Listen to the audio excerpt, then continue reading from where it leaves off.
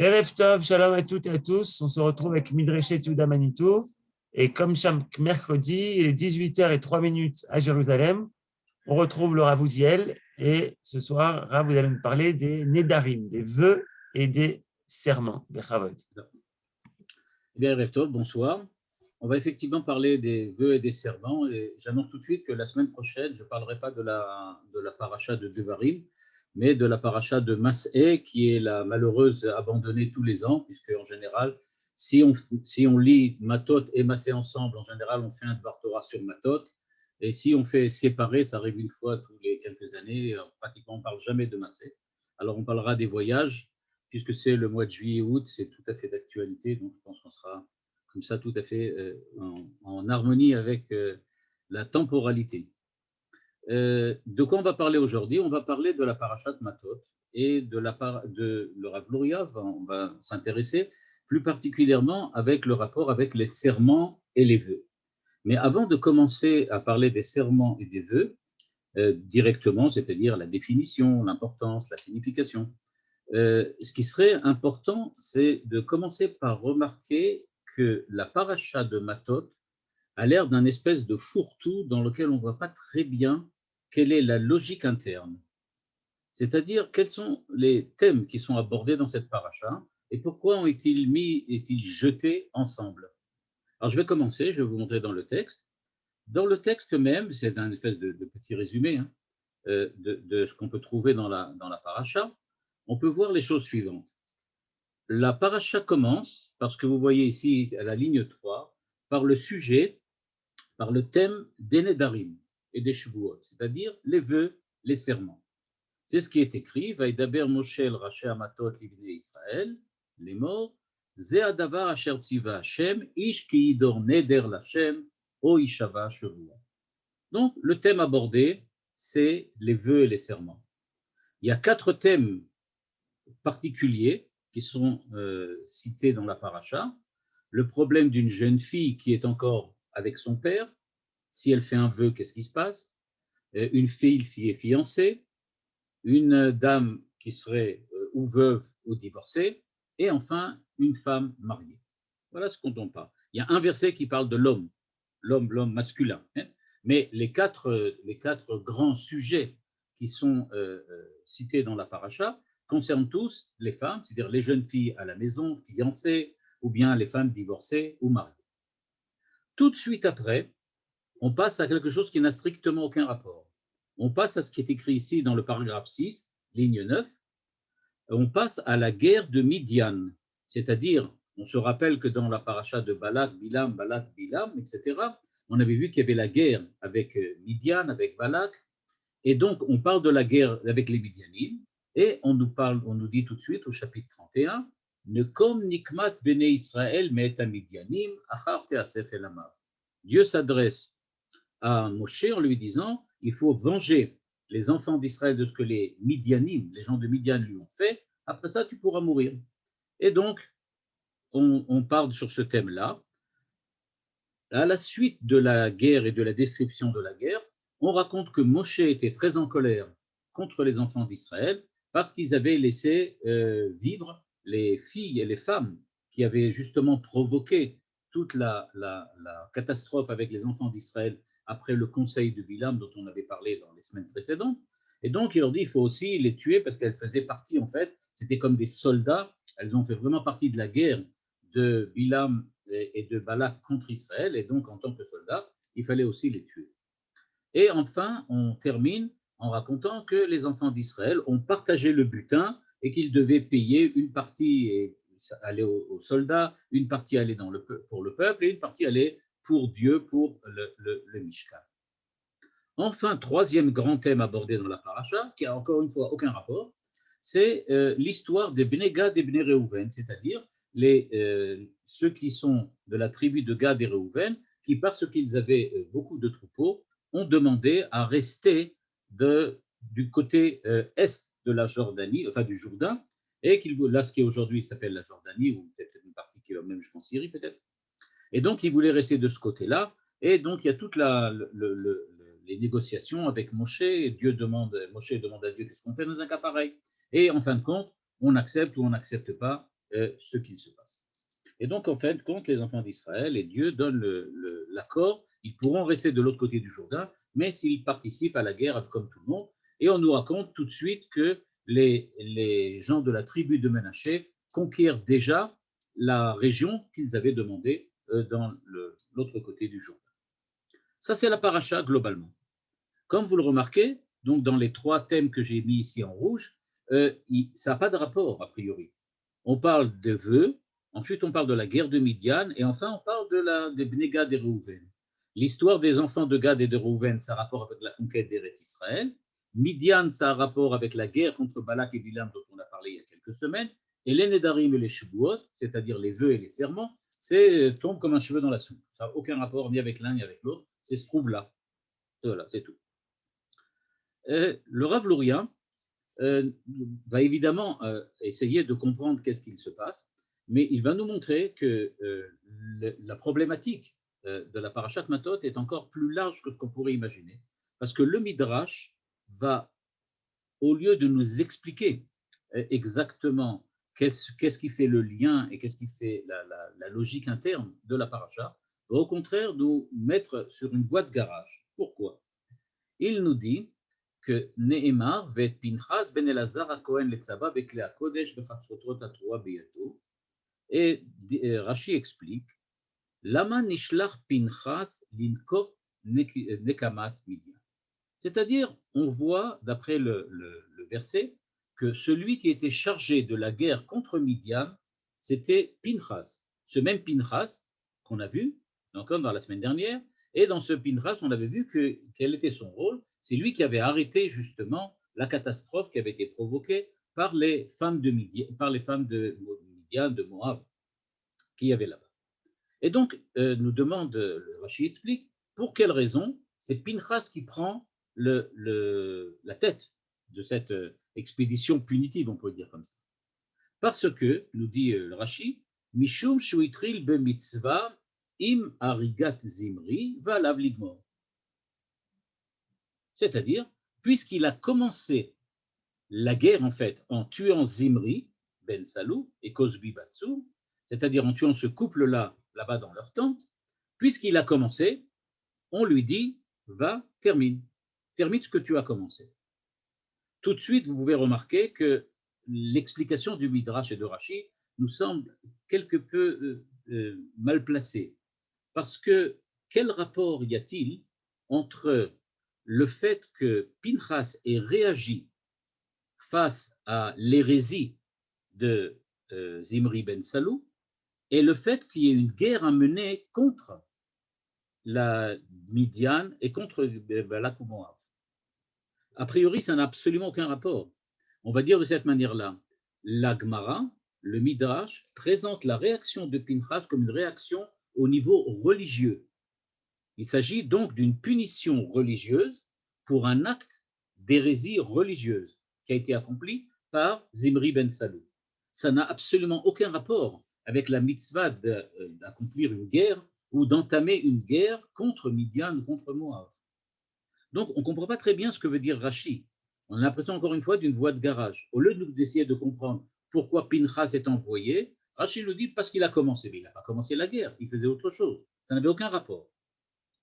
De plus, nous dit Rashi, semble-t-il, parce que lui-même il est conscient qu'on ne voit pas vraiment le rapport entre la réaction de Pinchas et ce qui s'est passé avant.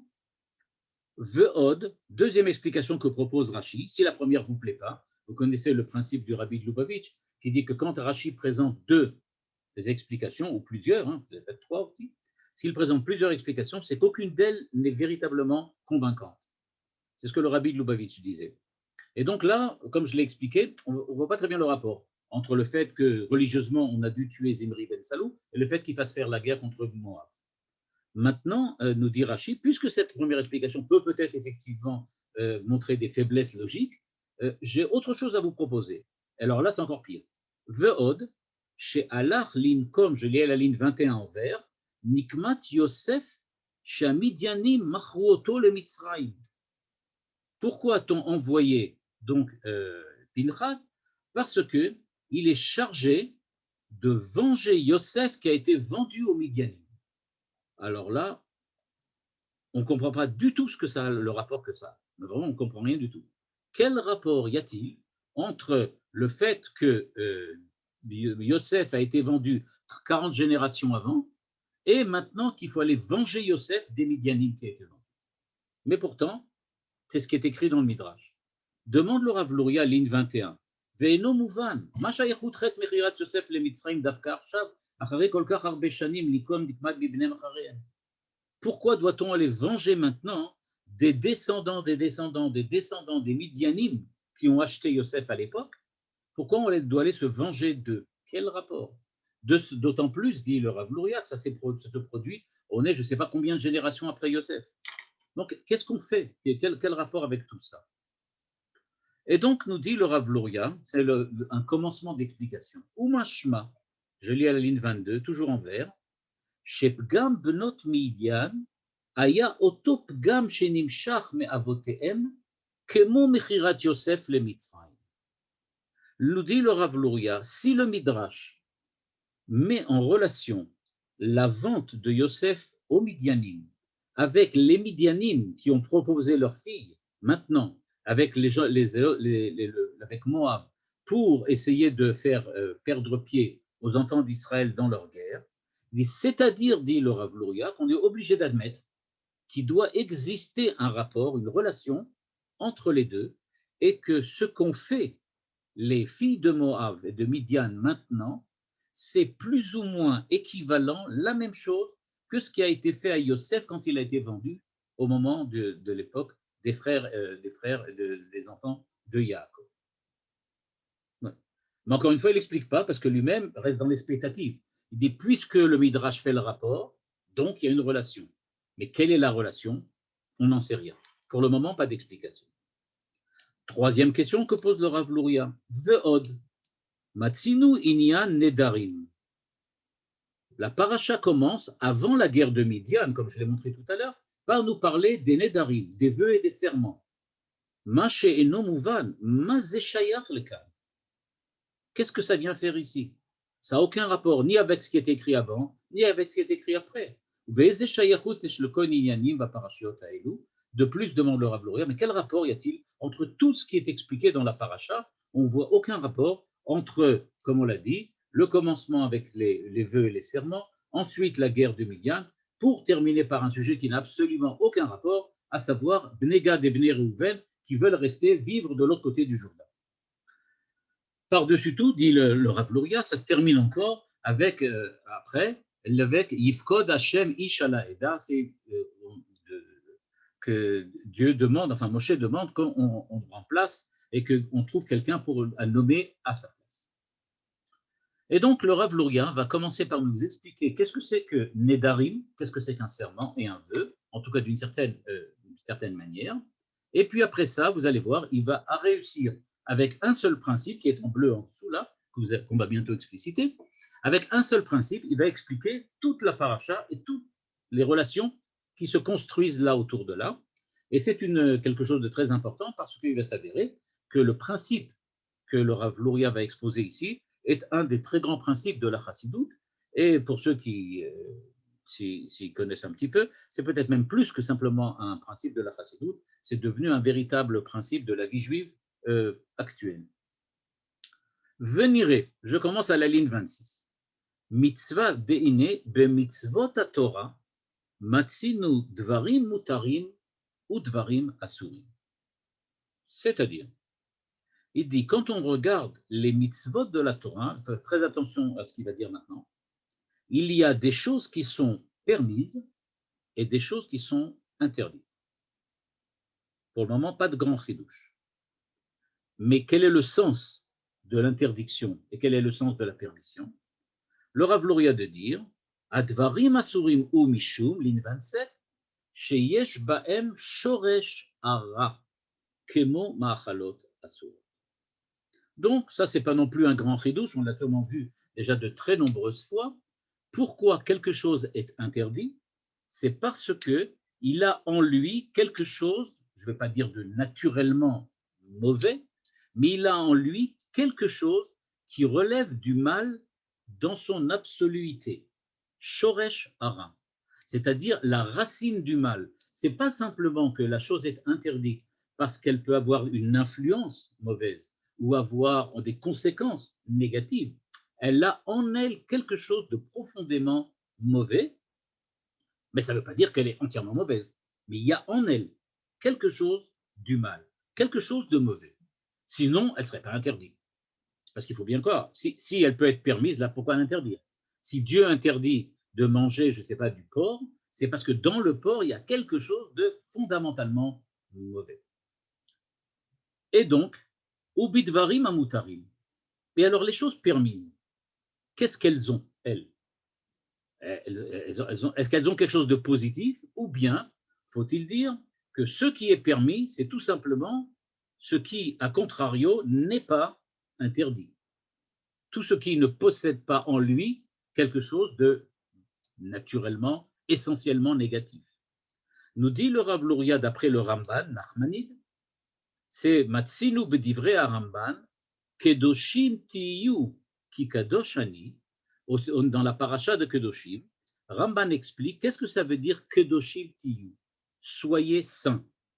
Ça veut dire, dit le Ramban, Nachmanide, Kadesh atzmecha bamutar lecha. C'est-à-dire, nous dit le Rav Luria, il ne faut pas croire que la définition de ce qui est permis, c'est tout simplement le complément, comme on dirait en mathématiques, de l'ensemble des choses qui est interdit, c'est-à-dire il y aurait des interdictions qui contiennent du mal, c'est-à-dire des êtres, des objets qui sont essentiellement ou qui ont quelque chose d'essentiellement négatif. Tous ceux qui n'auraient pas de négativité, on les appellerait permis. Nous dit le Rav Luria, cette définition est fausse. D'après Nachmanide, la définition de ce qui est permis, c'est ce qui, avec lui, on peut devenir saint, kadosh. C'est ce qu'il est possible d'utiliser dans le cadre de l'existence juive pour devenir encore plus kadosh, plus saint. J'ai un peu de mal à utiliser le mot saint parce qu'on a tout de suite la projection chrétienne et alors on voit tout à fait autre chose, on voit l'auréole et le machin. Mais ce n'est pas ça. C'est-à-dire kadesh atzmecha. On a la possibilité de se sanctifier soi-même grâce à ce qui est permis.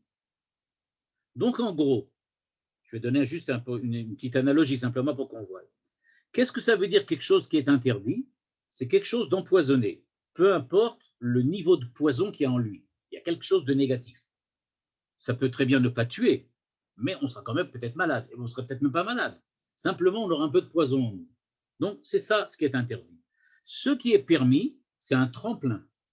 Ce n'est pas du tout quelque chose qui est pas négatif. C'est quelque chose qui peut nous donner une possibilité pour être meilleur.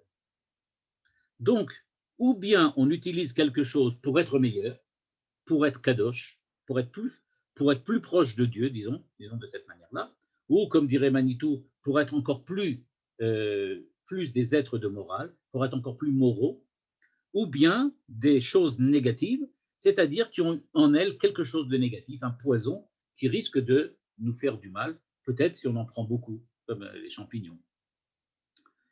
Et nous dit le Rav Luria, ok, maintenant qu'on a déblayé le terrain et qu'on sait qu'il y a des choses positives, c'est-à-dire qui permettent d'accéder à une certaine positivité, la kedusha, qu'il y a des choses qui ont en elles de la négativité, les choses interdites, Yesh lehavin ligne 29. Ma geder bezé un éder. Mais alors, qu'est-ce que c'est un éder? Un vœu. Parce qu'en quoi consiste le vœu? Le vœu consiste à dire que cette chose qui est permise me soit interdite. Par exemple, je prends du pain et je dis à partir de maintenant, je ne mangerai plus de pain. Je prends sur moi de ne plus manger de pain. Pourquoi? Comme ça, je veux devenir plus sain, je ne veux plus manger de pain. Nous dit le Rav Luria, Im zemutar, azlama asur. Si cette chose-là, elle est permise, ça veut dire qu'elle n'a pas en elle quelque chose d'essentiellement négatif. Elle n'est pas empoisonnée. Si elle n'est pas empoisonnée, alors qu'est-ce qui la rend interdite? Puisque les choses interdites sont des choses empoisonnées. Le pain, c'est quelque chose qui sert de tremplin pour être kadosh. Donc, si tu manges du pain en faisant la bracha, en le préparant comme il faut, etc., en te lavant les mains avant, alors tu deviens kadosh, tu peux t'élever vers Dieu. En quoi le fait que j'interdise le pain fait que le pain devient interdit? Le pain ne peut pas devenir interdit. Il n'a pas de négativité en lui. Il n'est pas essentiellement empoisonné. Il n'y a pas de raison qu'il le devienne après qu'on ait fait un vœu. Et donc, dit le Rav Luria, Ve'ima Torah lo asra. Et si la Torah ne l'a pas interdit parce qu'il n'a rien en lui de négatif, la matrichim les soredze. En quoi consiste, ou quel est, on va dire, quel est le sens, quelle est la signification de cette interdiction qu'on appelle neder? En fait, donc, dit le Rav Luria, c'est que on ne comprend pas du tout qu'est-ce que ça veut dire faire un vœu. Comment peut-on s'interdire quelque chose qui est permis? Parce que la définition du Rav Luria, c'est que interdiction et permission ne sont que le reflet de la nature de la chose et de l'objet dont on parle. Dire que le porc est interdit, ça veut dire que dans sa nature, il y a quelque chose de négatif. Dire que le pain est permis, ça veut dire que dans sa nature, il a la possibilité de nous élever, la capacité de nous élever. À partir du moment où interdiction et permission ne sont pas subjectivement rattachées, mises en relation avec la personne qui va manger ou utiliser cette chose interdite ou permise, mais que c'est quelque chose qui est objectivement dans l'objet en question, dans l'être en question, il n'y a aucune possibilité de comprendre comment subjectivement, avec un éder, un vœu, un serment, je peux changer la nature des choses. En gros, dit le Rav Luria, interdit ou permis, c'est le reflet de la nature de la chose. Faire un vœu, c'est subjectivement dire que cette chose-là m'est interdite. Il est donc absolument, dit le Rav Luria, impossible que subjectivement, je transforme la nature de la chose qui est devant. C'est la question du Rav Luria. Et donc maintenant qu'on a compris plus ou moins la question que veut nous dire le Rav Luria, on va devoir essayer de voir maintenant quelle est sa réponse. Okay, alors, pourtant, la Torah parle d'une éder. Donc, ou bien la définition de la permission et de l'interdiction que nous a donné le Rav Luria est erronée, et donc à ce moment-là, il faut en donner une nouvelle, ou bien c'est qu'on n'a pas compris qu'est-ce que doit faire un éder. Nous dit le Rav Luria, Achen abiur ou, je lis maintenant à la ligne 30, la partie qui est ici en bleu. Achen abiur ou, machesiem kikadosh ani. Quand on relit le Ramban dit, dans le verset, il est écrit que Doshim ti'iyu ki kadosh ani. Vous serez saints parce que moi je suis saint. Et Rachid de dire, Ramban, kadesh atzmecha bamutar lecha. Sanctifie-toi par ce qui est permis. Le Rav Luria nous dit, attention, il y a écrit ki kadosh ani. Quel rapport? Ces mots-là sont, on va dire comme ça, n'ont pas de rapport, sont en plus. Pourquoi? Que Doshim Tiyu, soyez saints, ça veut dire sanctifiez-vous grâce à ce qui est permis. Mais qu'est-ce que ça veut dire Kikadosh Ani? Parce que moi je suis saint. Et donc explique le Rav Luria. Yesh divrei mitzvah, il y a donc des choses qui sont mitzvah, obligation, commandement. Vadvarim asurim, em mechamat koach hara shedavuk bedvarim elu, kemo bechinat orla begufa adam. Il nous dit l'exemple type de ce qu'on appelle Kedusha, ou je vais dire plutôt l'acte humain par excellence, c'est la Brit Mila, nous dit le Rav Luria. La Brit Mila va nous montrer exactement à quoi correspond la possibilité de sanctifier quelque chose de permis. Et il nous explique les choses interdites, Kadesh Atzmecha, pardon, Advarim Asurim, les choses interdites, c'est quoi? C'est Mechamat Koach Arash Shedavuk Badvarim Ele, Kemo Orla Begufa Adam. On sait qu'au moment de la Brit Mila, on enlève une partie du prépuce. Et donc, dit le Rav Luria, pour faire passer un homme de l'état de avant Brit Mila à un état de Kadosh après la Brit Mila, il a fallu enlever une partie du prépuce. Or, dit le Rav Luria, on voit donc que ce qui est interdit, ce n'est pas parce que dans leur nature, il y a quelque chose d'empoisonné, on va dire comme ça, mais c'est qu'elles ont en elles une espèce de rajout négatif qui les accompagne en permanence. Il ne s'agit pas, dit le Rav Luria, d'une nature négative. Il ne s'agit pas, comme dirait le Maharal, par exemple, de certains hommes qui sont tellement mauvais, des hommes tellement affreux, tellement monstrueux, qu'on peut parler, dit le Maharal de Prague, d'une âme mauvaise. Ils ont une mauvaise âme. Il appelle ça Nefesh Ra'a. Or, dit le Rav Luria ici, c'est pas de cela dont on parle. On ne parle pas d'un objet, d'un être, de quelque chose qui est Nefesh Ra'a, qui a un mal, on va dire comme ça, véritablement essentiel. Le mal qu'il a en lui, c'est quelque chose qui lui est rajouté. C'est-à-dire, c'est quelque chose qui vient en surplus de sa nature et de son essence. C'est-à-dire, nous dit le Rav Luria, je change ma définition de la négation. La négation, dit-il, je vous l'avais présenté comme quelque chose qui est une essence négative, un poison qui est présent en permanence. Eh bien, ce poison ne fait pas partie de l'être même de la chose, c'est quelque chose qui lui a été rajouté, comme la orla qu'on enlève après la Brit Mila. Cette orla-là, elle est peut-être dans le corps de l'homme, mais on peut l'enlever. Elle est en trop. Si on l'enlève, on peut continuer à vivre de la même manière, mais on sera maintenant kadosh. Et donc, dit le Rav Luria, Ve'ilu, je lis à la ligne 31, la fin de la ligne 31, Ve'ilu kadesh asmecha bemutar lecha, novea mima she'anachnu kedoshim, mishum shoresh Eloa mima'al. Par contre, nous dit-il, quand on parle de la kedusha qu'on dévoile dans les choses permises, il s'agit, dit-il, de ce que nous dévoilons, la nature profonde, positive qu'il y a en cette chose-là ou en cet homme. Devenir kadosh, nous dit-il, c'est ki kadosh ani. Je deviens kadosh parce que je dévoile qu'en fait, je suis lié essentiellement avec Dieu. Le verset dit, Kedoshim tiyu, vous serez saints parce que, kadosh ani, parce que moi, je suis saint. C'est-à-dire que la sainteté, ce n'est pas quelque chose que vous avez importé, mais c'est quelque chose que je vous ai déjà octroyé, qui est en vous et qui ne demande qu'à transparaître. Il dit, on attend que la kedusha transparaisse. Votre travail, votre ouvrage à accomplir, c'est d'utiliser ce qui est positif pour faire paraître ce qui existe déjà en vous depuis très longtemps.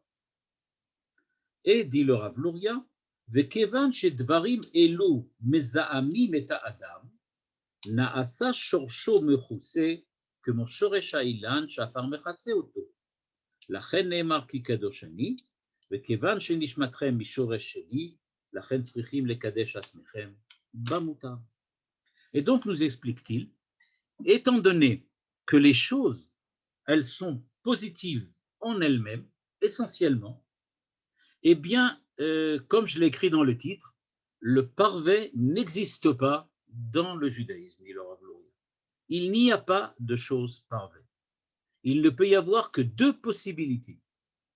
Ou bien tu es kadosh, c'est-à-dire que tu as dévoilé l'essence positive, la relation qui existe entre toi et le Créateur, c'est une possibilité, ou bien tu laisses cette relation à l'état latent, et donc elle est, comme il l'appelle ici, elle est recouverte, dissimulée, revêtue de quelque chose de négatif qu'il faut enlever grâce à l'œuvre de Kadesh Atzmecha Bamutar Lecha. Donc, ce qu'on voit bien apparaître, c'est qu'il y a donc deux moments ou deux mouvements bien différents. Il y a un mouvement qui consiste à lutter contre le mal, c'est-à-dire enlever ce qui couvre on va dire comme ça, qui recouvre la positivité latente et présente en chacun d'entre nous. Puis il y a un deuxième moment dans l'ouvrage humain qui est de dévoiler cette réalité qui est en nous. En gros, toujours pour schématiser, qu'est-ce que ça veut dire être juif, dit le Rav Luria? Ça veut dire accomplir un double ouvrage. Premièrement, sourmera, enlever le mal, c'est-à-dire enlever ce qui empêche de découvrir qu'il y a de la négativité, pardon, de la positivité en nous. Pourquoi? Parce que tout cela est revêtu de négativité, comme la orla qui recouvre le prépuce et qu'il faut enlever pour pouvoir découvrir ce qu'il y a en dessous. Donc ça, c'est la première chose. Deuxièmement, il faut découvrir, dévoiler ce qu'il y a en dessous. Mais d'abord, il faut enlever. On enlève le mal, puis après ça, il faut mettre le reste à jour. Et donc, nous dit le Rav Luria, ce sont deux moments complètement différents. Et pour vous donner l'exemple, il prend l'exemple ici, à la ligne 35 et 36, de la Brit Mila. Il dit donc, dans la Brit Mila, il y a deux choses. Il y a premièrement couper la orla, et ensuite priya, dévoiler. Donc il dit, Mila yasarat koachara, vadvarima asurim. Donc la Mila, c'est enlever l'interdit, enlever l'interdiction, c'est-à-dire enlever la négativité présente dans les choses. Ve'ilu priya, c'est-à-dire le dévoilement de ce qui est en dessous, ou gilou yateret hayesod, shi'u gilou shoresh nishmat Israël. Donc, quand on fait la Brit Mila à un nouveau-né, on enlève une négativité, c'est-à-dire on enlève le mal, puis on doit faire un second mouvement dans lequel ce qui est maintenant dissimulé, tout ce qui avait été dissimulé par le mal, maintenant n'est plus dissimulé, mais n'est pas encore dévoilé, n'est pas encore sorti. Ce n'est pas tout de trouver la clé de la porte, il faut maintenant ouvrir la porte et sortir dehors. Donc, on a bien retrouvé la clé en enlevant la orla. Maintenant, on a la clé, il faut ouvrir la porte et sortir. Donc, c'est pour ça qu'il nous dit donc, on dit aux jeunes nouveau-nés, tu vas t'éloigner du mal, va les dépriya ou chinour le kadesh atmecha bamutar lecha. Et pourquoi il est possible de véritablement dévoiler cette positivité qui est en nous, dit le Rav Luria? Parce que kadosh ani, parce que nous sommes véritablement liés fondamentalement, essentiellement, avec la Kedusha d'Akadosh Baruch Hu. Et donc c'est pour cela qu'on a cette possibilité d'agir et de faire. Je voudrais développer un petit peu cette idée-là, parce que c'est une idée, comme je l'ai dit, qui revient extrêmement souvent sous la plume des chassidim, et dans le Zohar, ça se trouve évidemment, mais ça revient aussi dans la Kabbalah, et aujourd'hui c'est peut-être devenu, je ne sais pas si c'est vraiment le mainstream, enfin aujourd'hui tout le monde parle plus ou moins de cette manière. J'utiliserai maintenant un petit peu les termes de Yetzeratov et Yetzerara pour que ce soit plus facile de comprendre ce que veut dire ici le Rav Luria. On a un Yetzeratov et on a un Yetzerara. C'est-à-dire, on a quelque chose qu'on appelle Yetzer Hara. Alors, quand on dit Yetzer Hara, il faut comprendre que ce n'est pas un mauvais penchant. Ce n'est pas un mauvais penchant. C'est un penchant. C'est tout. C'est un penchant. Mais alors, qu'est-ce qu'il a de mauvais? En quoi il est rare? Eh bien, il est rare à partir du moment où on lui donne la prépondérance. Quand on parle de Yetzer Hara, au départ, il s'agit tout simplement de l'instinct de conservation. À partir du moment où je suis un être humain, j'ai un instinct de conservation. Je veux continuer à vivre. J'ai le désir de vivre. C'est-à-dire, j'ai besoin de manger, j'ai besoin de boire, j'ai besoin de marier, d'avoir des enfants, j'ai besoin d'avoir un travail, j'ai besoin de subvenir à mes besoins, etc., etc., etc. Ça, ce n'est pas un yetzer qui est rat, qui est mauvais. C'est un ester, c'est tout simplement un penchant, c'est-à-dire je suis pas seulement intéressé, mais je suis poussé en permanence à essayer de me donner une place au soleil, malgré la critique de Lévinas sur sa place au soleil en question. Et donc, je veux avoir ma place au soleil. Et donc, dit le Rav Luria, il y a un problème avec ce Yetzer Hara. C'est qu'à partir du moment où on ne donne une place dans la vie qu'au Yetzer, il est Ra. À ce moment-là, il devient Yetzer Hara. Cet instinct de conservation devient véritablement, dit le Rav Luria, une obsession.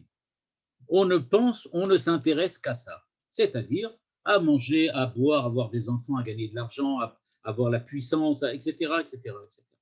C'est-à-dire le Yetzer Hara, c'est quand on prend ce qui au départ nous permet de rester des êtres humains, peut-être fois trop humains, mais de rester des êtres humains, et en tant qu'être humain, de continuer à survivre, mais qu'on fait de cette survie le but unique de l'existence. C'est vrai qu'on doit survivre, on n'a pas le choix, parce qu'on est dans un monde dans lequel il faut vivre. Mais qu'à partir du moment où on considère que cette survie est la seule, on va dire comme ça, capacité de l'homme, et la seule vitalité véridique de l'existence humaine, ça devient Yetzera. Et donc, dit le Rav Luria, là il y a un problème. Et donc la chassidoute, notamment la chassidoute Chabad, mais dans toutes les chassidoutes ça revient, disent que la première chose à faire quand on est dans des êtres humains, tout simplement, juifs ou pas, c'est de ce qu'on appelle itkafia dans le lachon du Zohar. Ça veut dire en araméen lifpot, surmonter. Il faut savoir se surmonter. C'est la première chose. C'est ici ce que le Rav Luria appelle enlever le mal. C'est-à-dire, il faut redonner au Yetzer sa nature de Yetzer et le sortir de ce qu'on appelle Yetzer Hara. C'est-à-dire, pour reprendre la définition que nous a donnée le Rav Luria, quand on parle ici de dévoiler la relation qui existe entre nous et notre Créateur, relation qui est positive mais qui est cachée, qui est revêtue et dissimulée derrière le mal, eh bien, il faut le comprendre comme j'ai bien expliqué maintenant, le Yetzer Hara. Le Yetzer en tant que Yetzer, c'est-à-dire l'instinct de survie, l'instinct de conservation, il n'est pas mauvais. C'est quand il est recouvert, revêtu d'une obsession de la vie et de l'existence qu'il devient Yetzer Hara. Ce qu'il faut, c'est enlever le Ra qui submerge le Yetzer. Le Yetzer en tant que tel est positif, il n'a rien de mal. Il y a de la positivité en dessous, le mal du Yetzer Hara. Mais il faut enlever tout ce Ra qui est au-dessus. Et donc, nous dit le Rav Luria, ce qu'il faut faire, il faut savoir surmonter le mal du Yetzer pour qu'il devienne le Yetzer au service du Tov, de la Kedusha. Il s'agit en fait, dit le Rav Luria, d'utiliser cette pulsion qu'on utilisait à mal, comme son nom l'indique, c'est-à-dire en lui donnant une importance exagérée. Eh bien, quand on lui donne cette importance exagérée, il faut enlever l'exagération pour la ramener à ses dimensions naturelles, et à ce moment-là, on peut l'utiliser Yetzer Hatov. La lutte entre le Yetzer Hatov et le Yetzer Hara, ce n'est pas une lutte entre un Yetzer Tov à gauche, un Yetzer Hara à droite, ou inversement. Ce n'est pas de ça dont on parle. Ce qu'on parle ici, c'est la lutte entre un Yetzer qui, quand on va dire comme ça, il dérive et il devient exagéré, il devient Hara, mais quand on enlève le mal de ce Yetzer, alors, nous dit le Rav Luria, intervient un second travail sur soi-même, qui consiste à prendre le Yetzer et en faire un Yetzer Hatov. Et donc, Yetzer Tov, Yetzer Ra, je reviens encore une fois, il ne s'agit pas de deux êtres différents, il ne s'agit pas d'un petit diable à gauche comme avec le capitaine Haddock dans Tintin au Tibet que tout le monde a lu, c'est un des grands classiques de la philosophie juive.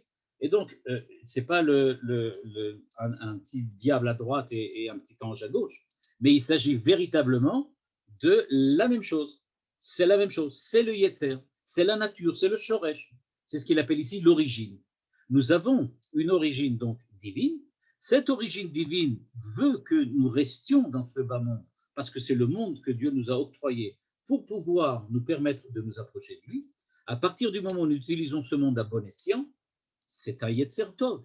À partir du moment où on l'utilise de manière négative, ça devient un Yetzer Ra. Nous dit le Rav Luria, submergé par le mal. Le mal, véritablement, le submerge. Donc, c'est très important de le noter. On n'a pas une schizophrénie en nous. Quand le rabbi de Chabad explique qu'il y a Nefesh Elokit et Nefesh Behemit, tout le monde connaît ces premiers chapitres du Sefer Atania, on l'a tous vu plus ou moins, eh bien, dans ce texte, le rabbi de Chabad explique qu'il y a Nefesh Elokit et Nefesh Behemit, et qu'il y a une lutte entre la Nefesh Elokit et la Nefesh Behemit. Évidemment, ce n'est pas qu'il y a deux Nefashot, on n'a pas deux âmes, mais cette Nefesh Behemit, dans son fond, c'est la Nefesh Elokit aussi. c'est aussi la Nefesh Elokit. Mais quand la Nefesh Elokit commence à ne s'occuper que de choses matérielles, c'est-à-dire que cette âme divine ne s'occupe que de matérialité, de jouissance et de perversion, à ce moment-là, elle est Nefesh Behemit, c'est-à-dire qu'elle est attirée essentiellement par le monde matériel et qu'elle ne fait rien d'autre que cela. À partir du moment où on lui enseignera qu'il est possible de vivre autrement, cette Nefesh Behemit va se sanctifier et redevenir la Nefesh Elokit qu'elle a toujours été. Donc, dans cette explication-là, qu'est-ce que nous faisons donc dans cette première étape? Eh bien, dans la première étape, il y a ce qu'on appelle l'irpot, itkafia. Il faut savoir se surmonter. Parce que se surmonter, kishmoken ou comme on dit, c'est littéralement le terme. Il faut savoir monter sur nous. Je me surmonte. Je monte sur moi-même. C'est-à-dire qu'on a tendance à croire que si j'ai un Yetzer Hara, ben c'est comme ça, c'est normal. C'est la nature humaine. Alors, nous dit le Rav Luria, pas du tout. Avoir un Yetzer Hara, ça veut dire être capable de surmonter, c'est-à-dire de s'élever au-dessus de soi-même. Moi-même, je me sens véritablement intéressé, entraîné, attiré par toutes ces choses négatives, et je pense que c'est naturellement ma nature. Eh bien non, ce n'est pas ma nature. Je peux me surmonter, je peux m'élever au-dessus de ce que je suis, ce que je pense être en tout cas. Et donc, je pense être un être de négation, un être négatif. Eh bien, il s'avère que je ne suis pas un être négatif. Caché en dessous de la Orla, il y a la Kedusha. En dessous du mal, c'est-à-dire de l'attirance pour le mal, il y a quelque chose de positif. Alors maintenant, on va essayer de revenir donc au texte. On a compris plus ou moins qu'est-ce que c'était la Brit Mila et qu'est-ce que c'est que la Mila. Commence le Rav Luria à nous dire, ok, et bien maintenant on va expliquer, tout fonctionne de cette manière-là. Comment ça? Premièrement, nous dit-il, Yetziat Mitzraim et Kriyat Yamsuf. Alors là, ça vous donne un Dvar Torah pour Pessah. J'espère que vous en rappellerez d'ici la soirée du Seder, mais ça vaut le coup, ça vaut le déplacement. Nous dit le Rav Luria, on fait quoi à Pessah? La sortie d'Égypte, le passage de la mer Rouge, ou les deux, ou aucun. Qu'est-ce qu'on fait là-bas? Eh bien, il nous dit, il faut savoir, sortir d'Égypte, c'est une première étape. Ça veut dire sortir du mal. C'est la première étape, c'est-à-dire celle qui nous a donné la liberté. Et encore une fois, quand on est sorti d'Égypte, ce n'est pas parce qu'on est sorti qu'on est devenu libre, sous-entendu, on n'a plus d'oppresseurs. Si on regarde maintenant Yetziat Mitzrayim dans une interprétation chassidique, alors ça devient Yetziat Metzarim. On est sorti des limites que nous nous étions nous-mêmes imposées en donnant à notre Yetzer, notre penchant Ra, du mal, en le submergeant sous le mal. C'est nous qui nous sommes donné nos propres limites. Et on va maintenant les surmonter. On va les dépasser, ces limites-là. Ça s'appelle Yetziat Mitzrayim. C'est-à-dire que nous sommes différents. Nous avons donc le mal que nous pouvons enlever. On peut enlever une négativité. C'est ce qu'on a fait en sortie d'Égypte. Par contre, au moment du passage de la mer Rouge, est intervenue une deuxième libération, laquelle ceux qui étaient dissimulés par le mal, par l'asservissement, par l'aliénation, eh bien tout ça par la servitude, tout cela avait déjà disparu quand on était en sortie d'Égypte. Mais on n'a encore pas dévoilé notre positivité du tout. On n'a pas dit encore qui on est. On n'a pas encore affirmé notre identité. On a seulement dit ce qu'on n'est pas. On n'est pas mal. Ça, d'accord. On n'est pas allié au mal. On n'est pas submergé par le mal. Mais qui es-tu? Réponse, Kriyat Yamsuf, Ze Eli ve'anveu, Elohe avi varomemenu. À ce moment-là, on a découvert Dieu. On a découvert qu'on est lié avec Dieu. Ze Eli, il est mon Dieu. Dieu est mon Dieu. Moi, je me sens rattaché à lui. Ça, c'est la deuxième étape. Et donc, de la même manière que le Zohar définit qu'il y a d'abord une première étape dans laquelle on surmonte le mal, une deuxième étape dans laquelle on dévoile notre identité, on dévoile qui nous sommes, eh bien, la même façon, la sortie d'Égypte s'est opérée en deux moments. Le moment dans lequel on a repoussé le mal, Yetziat Mitzrayim, et enfin on a dévoilé qui on était, Ze Eli ve'anveu. De la même manière, nous dit le Rav Luria, ligne 9, qu'est-ce qui s'est passé avec les Bnot Midian? avec le conseil que Bilam avait donné à Balak et la faute qu'on appelle Arvot Moab, dans lequel les enfants d'Israël ont fauté. On a vu ça à la fin de la parashat Pinchas. Au début de la parashat Pinchas et à la fin de la parashat Balak. Eh bien, nous dit-il, si on regarde bien, qu'est-ce qui s'est passé là-bas? Il nous dit Boel Aramit, lo matzinu isur batorah. Maintenant, vous allez voir l'acrobatie. Il nous dit si on regarde bien, Boel Aramit, c'est-à-dire le fait, l'interdiction d'avoir des relations sexuelles avec quelqu'un qui est non-juif, avec une femme non-juive, c'est pas écrit dans la Torah. C'est pas écrit. On peut le chercher, il n'y a pas. C'est pas écrit. On peut faire confiance au Rav Luria, il n'a pas trouvé, c'est qu'il n'y a pas. Alors, qu'est-ce qui se passe? Eh bien, nous dit-il, ligne 10, Isuro mikoar shoresh nitmat Israël ki kadosh ani. C'est-à-dire, nous dit-il, l'interdiction d'avoir des relations avec une fille de Midian, ce n'est pas une interdiction qui est d'enlever un certain mal, mais c'est parce que ça t'empêche de développer en toi la capacité de devenir encore plus kadosh. Le problème ici, c'est pas qu'il y avait un mal absolu qu'il fallait enlever, mais c'est que c'était quelque chose qui venait faire barrage à la deuxième étape de la sanctification de l'homme sur lui-même, à savoir le fait que je veux essayer maintenant d'utiliser les choses positives à bien. Disons de cette manière-là, quelqu'un qui avait des relations à l'époque, qui a fauté au moment de Moab, a prouvé qu'il n'était pas capable d'utiliser les relations sexuelles avec une femme hébreu de l'époque de manière positive.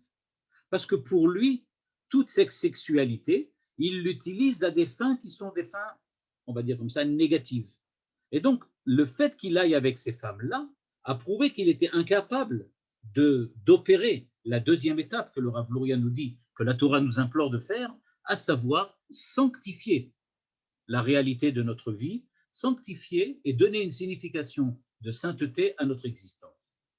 Et c'est pour ça, nous dit-il, que Zimri est venu voir Moshe et il lui a demandé, est-ce que cette femme-là, elle est permise ou interdite?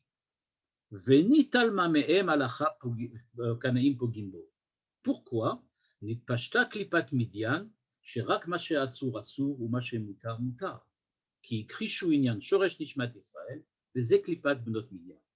C'est-à-dire, regardez le chidouche, que ce qu'a fait Midian, dit le Rav Luria, il dit oubliez pour le moment le problème de la sexualité, etc., c'est-à-dire le fait que les gens sont partis et qu'ils ont fait ce qu'ils ont fait. Qu'est-ce que c'était au niveau des consciences, au niveau de la conscience juive de l'époque? À quoi ça correspondait? Ça correspondait à ce qu'a dit Zimri à Moshe. Zimri a pris cette jeune fille et il l'a montrée à Moshe. Il lui a dit, dis-moi dans la Torah, il y a écrit interdit ou il y a écrit permis? Si c'est écrit permis, c'est permis. Il n'y a pas de raison d'interdire. Ce qu'il avait, le véritable problème, le véritable argument de Zimri, c'était qu'il a dit à Moshe, eh bien, moi je ne fais que ce qui est interdit, je ne fais pas. Mais tout ce qui est permis, je fais. Il n'y a pas de problème. On peut faire tout ce qui est permis. La réponse de la Torah, Kadesh atzmecha bamutar lecha. Il n'y a pas de parvé. Tu ne fais pas ce qui est permis. Ce qui est permis, tu le transformes en mitzvah. Tu en fais quelque chose qui t'élève d'un point de vue positif. Il n'y a pas quelque chose qu'on fait et c'est ni positif ni négatif. Comme j'ai dit, il n'y a pas de parvé. Tout ce que tu fais, tu dois le faire de manière positive. Il y a une espèce d'aphorisme dans la Chassidut Chabad qui dit la chose suivante en hébreu. Il dit la chose suivante. Mashe mitzvah chayavim la'asot. Mashe asur en la'asot. Ou mashe mutar meyutar. C'est-à-dire, ce qui est mitzvah, tu es obligé de faire. Ce qui est interdit, il va de soi qu'il ne faut absolument pas le faire. Mais ce qui est permis, dit avec un jeu de mots dans la Chassidut Chabad, meyutar, c'est en trop. Pourquoi c'est en trop? Parce qu'on ne fait pas ce qui est permis. On le transforme en mitzvah. C'est meyutar, c'est en trop, on n'a pas besoin. Il y a ou des mitzvot ou des averot. C'est ça ce que nous apprend ici le Rav Luria. Et il nous dit donc ce qui s'est produit dans cette époque-là, c'est que les Midianim sont venus et ont dit à à Moshe Rabbeinu, cette jeune fille, elle est permise ou interdite? C'est-à-dire, nous fonctionnons qu'avec permis, interdit. Si c'est permis, tout est permis. Si c'est interdit, c'est interdit. Il n'y a pas de mitzvah, il n'y a pas d'élévation, il n'y a pas de sanctification, il n'y a pas de racine divine, il n'y a pas de relation avec le Créateur. Nous sommes déconnectés du Créateur. Nous sommes seulement et uniquement présents, immanents à notre vie, et c'est dans notre vie que nous trouvons le sens et la signification de notre existence. C'est tout. Donc, si c'est permis, c'est permis. Il n'y a rien à chercher d'autre. La même manière, nous dit le Rav Louria, eh bien, c'était ce qui s'est passé entre Yosef et Potiphar, avec la femme de Potiphar. La même chose, la femme de Potiphar est venue voir Yosef, c'est un enseignement de la Chassidut, et elle lui a dit, est-ce que je te suis interdit? Yosef a dit, je ne sais pas, on va regarder le Shulchan Aruch.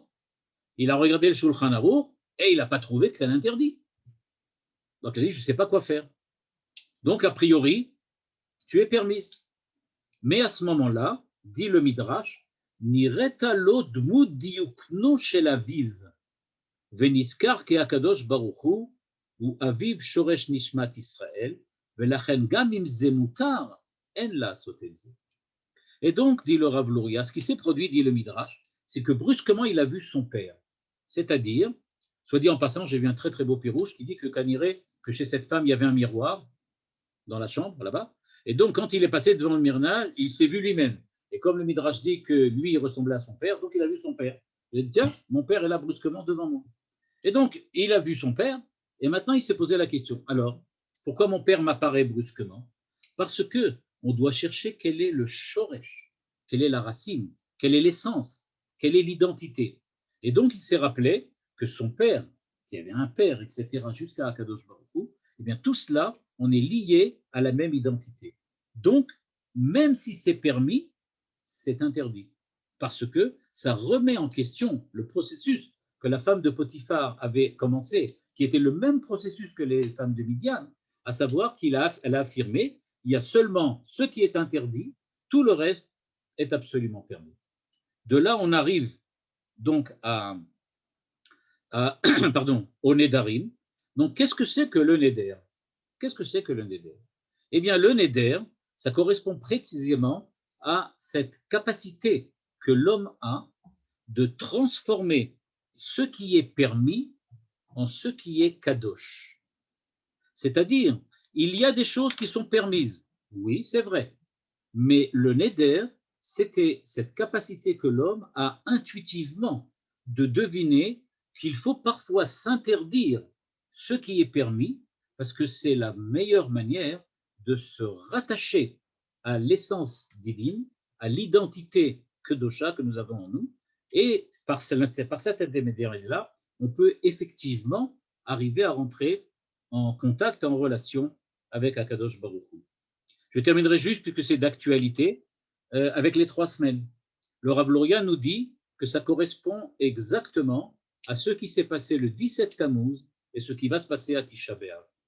Tisha B'Av, c'est recouvrir de mal, c'est véritablement recouvrir l'identité d'Israël définitivement, l'enterrer sous le mal. C'est ce qui s'est produit à Tisha B'Av. Quand à Tisha B'Av, vous aurez l'occasion de lire toutes les Haggadot de la Masechet Gittin, qui parle de la manière dont, de la valeur des, on va dire comme ça, des significations de la destruction du Beth Amikdash, ou notamment dans le commentaire du Maharal, vous verrez là-bas comment on exprime très très bien le fait que c'est véritablement une perte d'identité du plus haut niveau jusqu'au plus bas. Il dit par contre, au 17 Tammuz, c'était qu'une première étape. C'était l'étape dans laquelle on a perdu un petit peu de notre valeur, c'est-à-dire qu'on a recouvert, mais on n'a pas définitivement enterré. Ça a été définitivement enterré à Tisha B'Av. Je terminerai juste avec un enseignement de Manitou qui disait qu'il y a 2 manières de réagir parfois. Quelquefois, on réagit parce qu'on se sent malade. Alors on dit, voilà, j'ai des symptômes, quelque chose me gêne. Alors j'ai la capacité encore d'aller voir le médecin et de lui dire, je ne me sens pas bien, qu'est-ce que je peux prendre comme médicament pour me sentir mieux? Mais à partir du moment, dit Manitou, où quelqu'un ne sait pas qu'il est malade, c'est-à-dire qu'il n'a même pas de symptômes, il ne se rend rien, il a peut-être des symptômes, il ne se rend plus compte. c'est-à-dire qu'il est dans un état dans lequel il ne sait pas qu'il est malade, à ce moment-là, la maladie est quasiment définitive. On ne peut plus le soigner parce que lui-même ne sait pas qu'il est malade. Tisha B'Av, c'est quand on a oublié qu'on est malade. À Shiva Asar B'Tammuz, on sait qu'on est malade. C'est-à-dire, on sait qu'on a raté quelque chose, mais ce n'est pas définitif. À Tisha B'Av, ça risque de devenir définitif parce qu'à ce moment-là, on oublie même l'essence même de ce que pourrait être notre identité qu'on a perdue, en tout cas qui a commencé à être dissimulée à Shiva Asar B'Tammuz. Voilà. Si vous avez des remarques ou des questions, bevakasha. Daraba, merci beaucoup, Ravouziel. Et vous pouvez à partir de maintenant ouvrir votre micro et débattre, poser vos questions. Mechavod. Moi, je voulais savoir qu'est-ce que Bevakasha. c'est le hors-là des plantes par rapport à la circoncision. Pardon, est-ce que Les arbres, il y a hors-là. Orla, oui. Orla, c'est ce qui recouvre le prépuce, c'est ce qu'on enlève. C'est la partie qu'on enlève et qu'on enterre ensuite. Soit dit en passant, elle est enterrée. Le Rav Louria aussi l'explique, j'ai enlevé les passages parce que c'est un peu long, mais le Rav Louria explique que précisément, on la remet dans la terre. On la remet dans la terre. C'est-à-dire, c'est comme recouvrir, comme pour un cadavre dans lequel on le recouvre. C'est donc recouvrir, enlever le mal. En fait, c'est ça le Esadat Tovara. C'est peut-être le Etz Hadat Tov Vara, c'est-à-dire un peu comme le dit dans le Bnei Issachar, quand il dit que le Etz Hadat Tov Vara, c'était facile parce que le bien et le mal étaient bien séparés. À partir de quel moment l'homme redevient véritablement un homme de problème, un homme de doute, c'est quand le mal et le bien sont définitivement mélangés. C'est-à-dire qu'il n'y a pas de Tov, il n'y a pas de Ra, en tout il y a du Tov, en tout il y a du Ra. Et le problème, c'est comment arriver à séparer tout ça. C'est ça ce que nous propose le Rav Louria, c'est-à-dire un mouvement de purification en deux étapes. La première étape, c'est d'enlever le mal autant que faire se peut. Et ensuite, c'est d'opérer une résurrection du bien qui est à la racine de l'identité. Une petite remarque sur Yosef et les Midianites. Oui. J'ai entendu que Yosef représente Israël quand il a la tête haute. Il se sort de toutes les situations. Il réussit tout. Il est tout le temps accompagné par Hachem.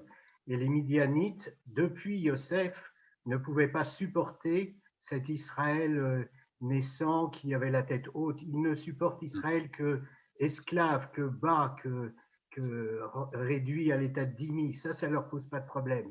Mais une autre spiritualité qui serait un peu comme la leur, puisque Midian, c'était le centre de la spiritualité au temps de Pharaon, ça, ils ne peuvent pas le supporter. C'est ça qui crée la haine entre Midian et Israël. Ok, j'entends. C'est une connotation politique. Est-ce que je peux poser une question? Pardon? Benegad et Bnei Reuben dans cette perspective. Ah, Benegad et Bnei Reuven ont choisi d'être à l'extérieur. C'est justement ça le problème.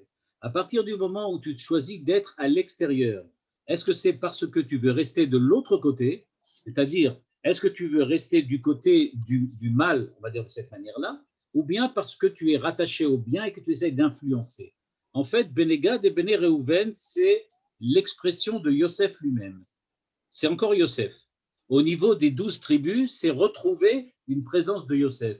Ils veulent être à l'intérieur en résidant à l'extérieur. Dans cette perspective que a donné le Rav Louria ici. Et ils savent déjà que au temps du Mashiach, ces territoires vont être réservés aux Mashiach, aux convertis, aux Lévim, donc ils se prennent une bonne part aussi. Oui, mais enfin bon, ils font quelque chose que, semble-t-il, les autres ne pouvaient pas faire. Il y a une question. Oui, une seconde. Il y a une question sur le chat à propos des vœux, problème des vœux pour les femmes. Et après, Myriam qui voudrait poser une question. Si elle pouvait expliciter de quoi il s'agit, je ne sais pas. Ok, alors Myriam. Oui, j'ai été un petit peu, enfin j'ai perdu le fil parce que j'ai compris qu'il n'y avait pas de parvé. Et puis d'un autre côté, j'ai entendu que pour l'histoire de la femme de Potiphar, elle lui a posé la question, donc elle n'était pas interdite, mais elle n'était pas permise. Et je ne comprends pas pourquoi d'abord, je ne vois pas le lien entre il n'y a pas de parvé et puis il y a quelque chose qui peut être interdit et permis, mais vous l'avez ensuite expliqué que dans le bien, il y a le mal, etc. Mais surtout, je ne vois pas pourquoi elle n'était pas interdite dès le départ, puisqu'elle était la femme C'est ce que dit le Rav Luria quand il dit que la halakha n'interdit pas explicitement une femme qui n'est pas juive. Ah, Ce n'est pas écrit mamage dans la halakha. Et donc, elle est venue avec le Shulchan Aruch. Elle avait étudié Kanira avant. Elle avait déjà fait Shiur Bayit. Elle est venue avec le Shulchan Aruch et elle a dit à Avi, regarde, je ne trouve pas que je suis interdit là-dedans. Et Yosef a dit, oui, c'est vrai, je ne trouve pas. Mais à ce moment-là, son père est venu et lui est apparu. À ce moment-là, il a compris que ce n'est pas un problème d'interdiction et de permission. C'est un problème de Kedusha, c'est-à-dire savoir sanctifier ce qui est permis. Et ce qu'elle proposait, c'est justement de ne pas faire de Kedusha, on va dire comme ça, de se couper d'une racine ou de la kedusha et de ne faire les choses que de manière permis-interdit. Alors que la Torah nous dit non, pas permis-interdit, c'est interdit ou kedusha. Il n'y a pas d'intermédiaire entre les deux. Il n'y a pas de parvé, il n'y a pas de permis. C'est ou kadosh ou mal. C'était avant Matan Torah, la femme de Potiphar, donc c'est pareil. Pour ça, elle avait le Shulchan Aruch d'avant Matan Torah. Il y en avait un, puisqu'on voit puisque les Avot faisaient aussi les mitzvot. Donc, ils avaient leur Shulchan Aruch, on en avait parlé. C'est le Shulchan Aruch qui est arrivé chez les Lévi'im ensuite. Okay. Moi, je n'ai pas compris votre lien entre le Neder et la question de la Brit Mila, en fait, parce que le Neder, c'est quelque chose qu'on se rajoute comme interdit ou comme possibilité de faire, alors que la Brit Mila, c'est quand même une obligation. Donc, ce n'est pas tout à fait pareil. C'est-à-dire que, dit le Rav Luria, c'est une obligation qu'on fait, que doit passer chaque enfant, chaque enfant, chaque nouveau-né doit passer pour justement savoir que l'existence humaine, c'est une existence dans laquelle ils doivent opérer toujours selon les deux, on va dire comme ça, selon deux grands vecteurs, un vecteur de repoussoir du mal et un second vecteur qui est dévoilement par l'intermédiaire de ce qui est permis de l'identité, de la relation avec Dieu. Ok, d'accord. Merci. Il y a d'autres réactions, je pense. Je n'ai juste pas compris ce que la dame ou le monsieur qui a demandé le problème du vœu des femmes, c'est-à-dire, je n'ai pas compris quelle était la question. Je ne sais pas s'il veut prendre le micro, monsieur, madame Asseraf. Non. Voilà. Oui, simplement. Natacha. Oui, bonjour. Excusez-moi, je voulais vous demander pourquoi il y avait tant de restrictions au niveau des vœux faits par les femmes. Ah, dans la Torah, pourquoi on parle? Oui. Pardon. Parce que la femme ici est présentée comme celle qui doit être, on va dire d'une certaine façon, l'aide ou le partenaire de l'homme.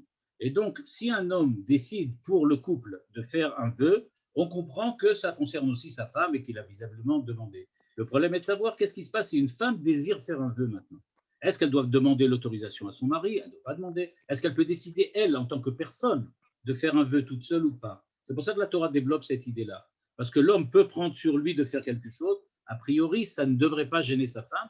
Quoique la Gemara, elle parle de manière, de façon, dans la Secret Nedarim, elle parle de longuement de l'interdiction que l'homme a de faire certains vœux qui remettent en cause la femme. Ça, c'est clair. Oui. Merci. Oui. Est-ce qu'on peut dire que Yosef allait faire la même faute que Pinchas, si ce n'est qu'il a vu l'image de son père, et que inversement, Pinchas a fait cette faute parce qu'il n'a pas eu quelque chose qui l'a freiné. Mais c'était la même faute. Pinchas n'a pas fait la faute, mais il avait la différence entre les deux. Et ceux qui, je vais faire, là, c'est pas un jeu de mots que je vais faire, mais je vais faire une analogie qui est peut-être pas une. Mais oui. Si on veut essayer de comprendre comment Pinchas a eu brusquement là. C'est pas Pinchas, c'est Zimri. Oui, non, je parle de Pinchas. Oui, pardon, excuse-moi. Je parle de Pinchas, pas de Zimri. Oui, vous avez raison. Zimri, effectivement. Zimri, il est plutôt identifié avec la femme de Potiphar. C'est-à-dire qu'il a exactement la position de la femme de Potiphar. C'est-à-dire qu'il a présenté Cosbi Batsou, la Goya, il l'a présenté à Moshe en demandant est-ce qu'elle est permise ou interdite. De la même manière, j'ai présenté un petit peu schématiquement que la femme de Potiphar qui a dit aussi, d'après le Midrash, à Yosef aussi la même chose. Je suis permis ou je suis interdit? C'est équivalent. Oui. Et ce que je voulais dire, c'est que si on veut avoir peut-être une intuition de ce que c'est que au niveau de Pinchas, que quand il a vu ce qui s'est passé, il a réagi brusquement et il a tout de suite tué Cosbi Batsour et Zimri Ben Salou. Et donc on dit Kanaïm Pogimbo.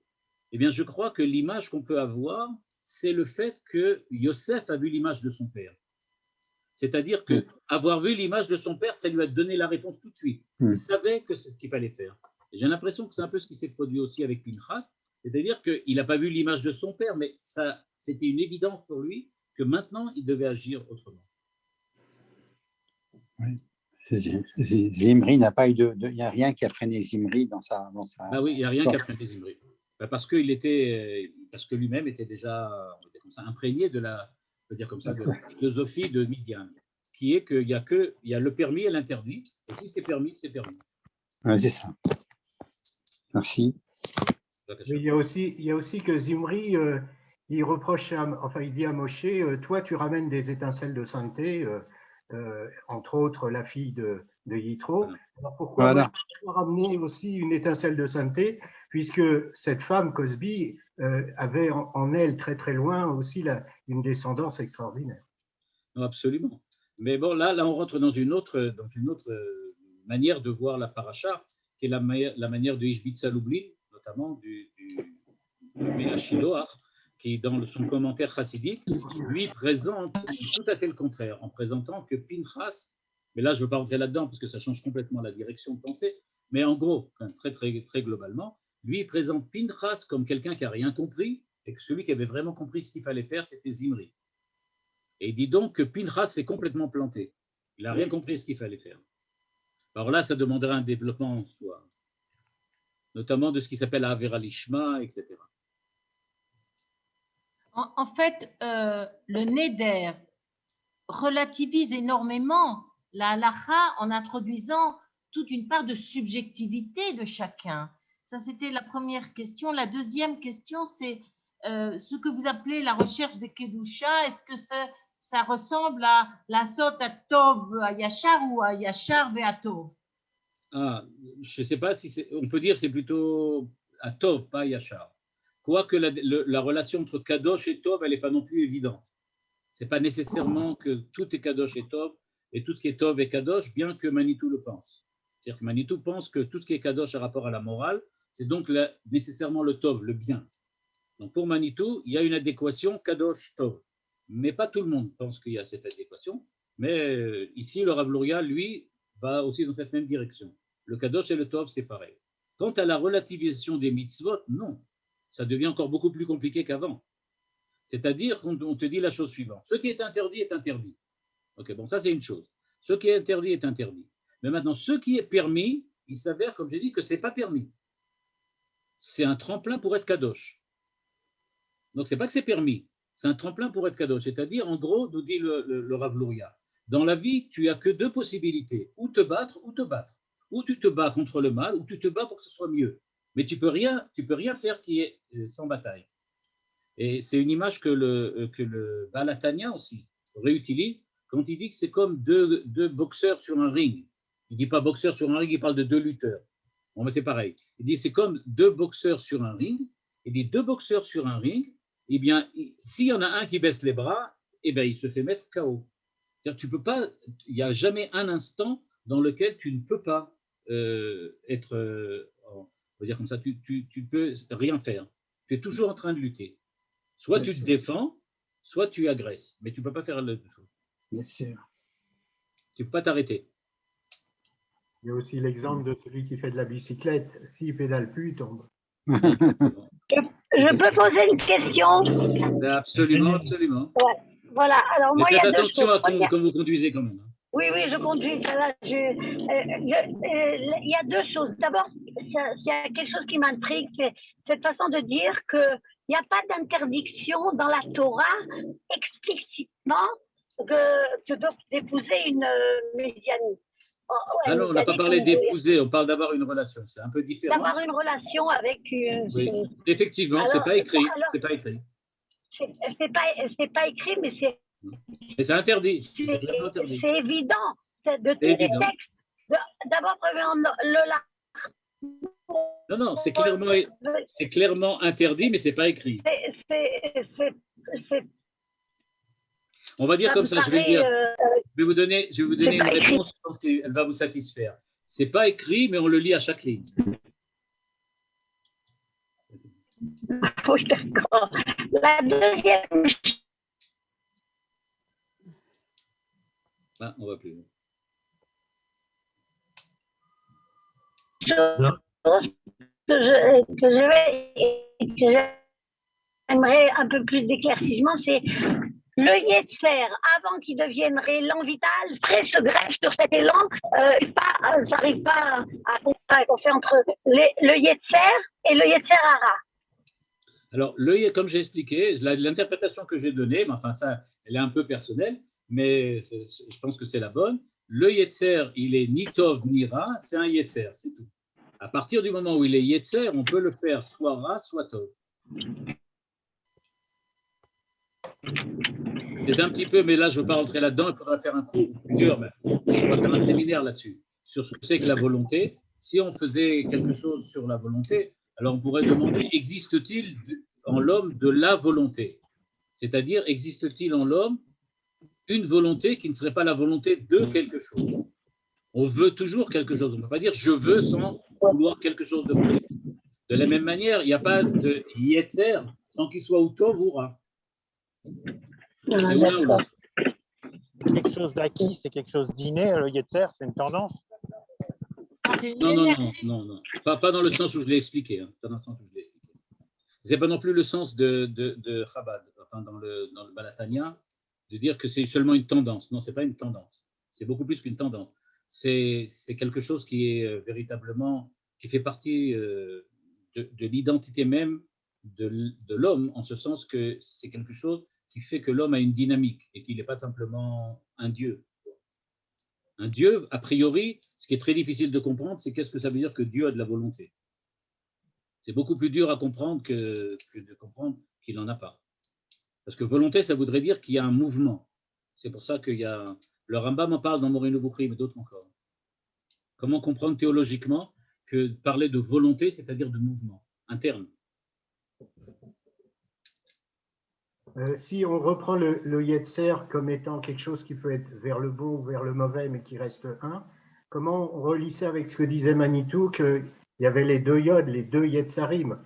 Donc, comment on peut voir que c'est que un ou alors c'est deux? C'est toujours deux, mais simplement on peut choisir un parmi les deux. Mais a priori, je ne sais pas exactement l'enseignement dont vous parlez de Yetzer Tov et Yetzer Ra. Mais quand on dit qu'on doit utiliser le Yetzer Hara pour faire du Tov, ça prouve bien que ce n'est pas un Yetzer Hara, c'est un Yetzer Tov. En fait, dans le fond. C'est ça que ça veut dire.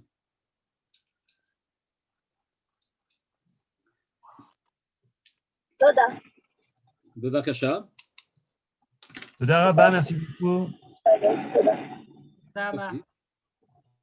Donc, alors, la semaine prochaine, comme j'ai dit, on parlera sur la paracha de Massé, la pauvre, qui n'a jamais droit à aucun Dvar Torah, puisque à chaque fois, on la rate. Donc, Bezrat Hashem. Merci Rav pour ce cours très profond. Merci Johan. Merci beaucoup. Chodesh Tov à tous. Il n'y a pas de cours. Le cours avec Eliezer est reporté à la semaine prochaine. Donc, le cours d'Eliezer Charodotsky aura lieu mercredi prochain à Bezrat Hashem. Kol Tov, bonne fin de soirée à tous. Salut.